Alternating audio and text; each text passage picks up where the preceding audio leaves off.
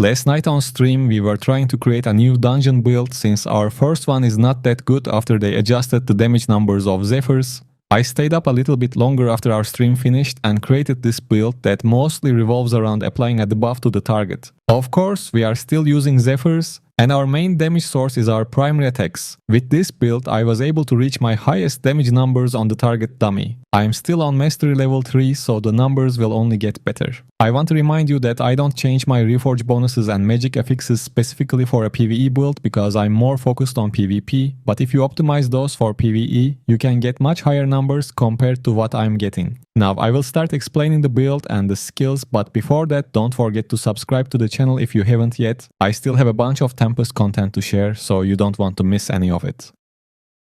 By the way, don't just copy the skills and move on. Make sure to listen to the explanations of the skills so that you know why we are using each skill. First, we have Crosswinds. This skill buffs our and Zephyr's primary attacks, allowing us to deal additional damage. Plus, it activates our set items. In total, we are using 2 essences for this one. The first one buffs the primary attacks, and the second one causes Crosswinds critical hits to release 4 blades of wind that shatter off the target, dealing additional damage.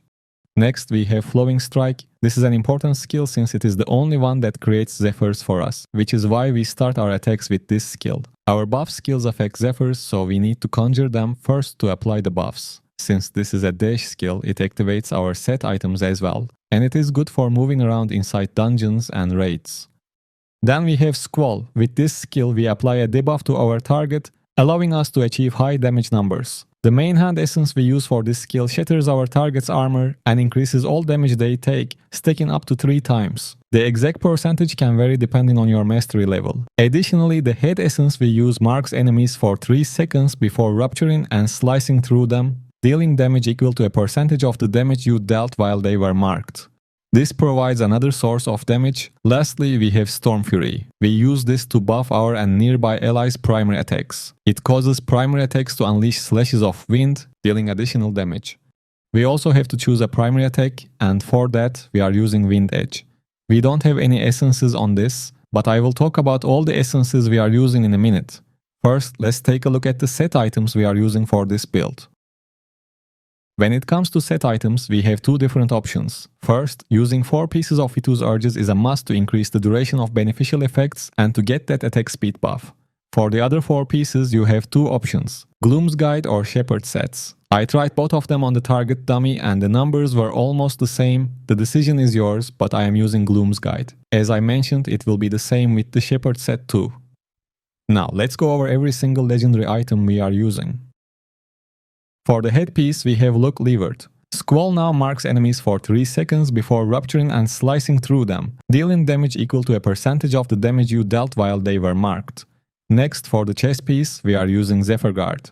Flowing Strike now conjures a Zephyr that slashes and stuns enemies at a targeted location before you dash forward in a flourish of edge strikes. For the shoulders, we have United Defiance. Flowing Strike conjures an additional Zephyr, which is important for getting those Zephyrs out quickly. For the pants, we have Windswept Promise. Zephyrs now also increase your attack speed by a percentage for each one you control. I tried another essence that increases your damage after you use Flowing Strike, but this one performed better, so I went with this one.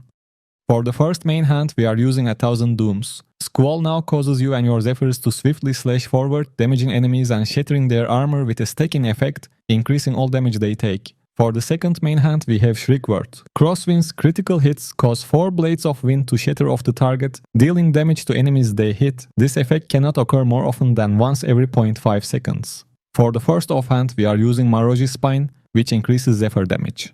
For the second offhand, we have Hurricane Hitch. Crosswinds now empowers your edges with wind, causing you and your Zephyr's primary attacks to unleash wind blades, damaging enemies. That's all you need to know about legendary items. Now I will talk about some other things like legendary gems and cursed properties.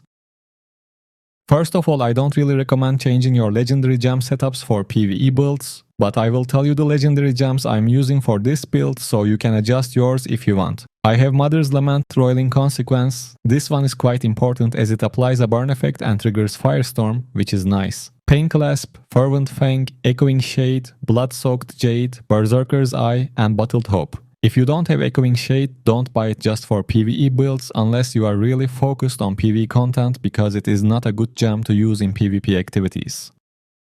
When it comes to cursed properties, you can use Vexed, which buffs your summon's attack speed, and that helps with this build. For the Ancestral property, I forgot to change it when I did my damage test, but you can use a 15% damage increase buff. Other than that, we can talk about the Paragon setup we are using.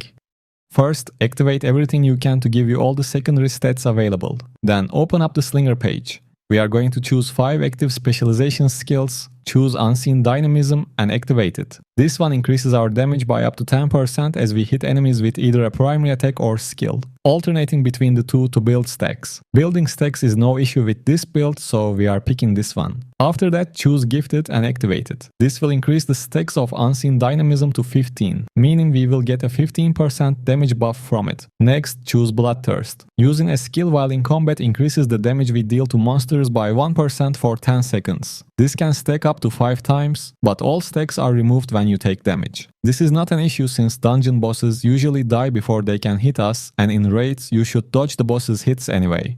After that, find and activate Fury. Using a skill while in combat increases our critical hit chance by 1% for 10 seconds. This can stack up to 5 times, and just like Bloodthirst, all stacks are removed when you take damage. Lastly, activate Superiority. This one will increase Bloodthirst and Fury stacks up to 10, which is quite useful. And that's all about the Paragon setup. I think we covered everything you need to know. If you have questions about the build, let me know in the comments section. I hope you enjoy it. Thanks for tuning in and take care.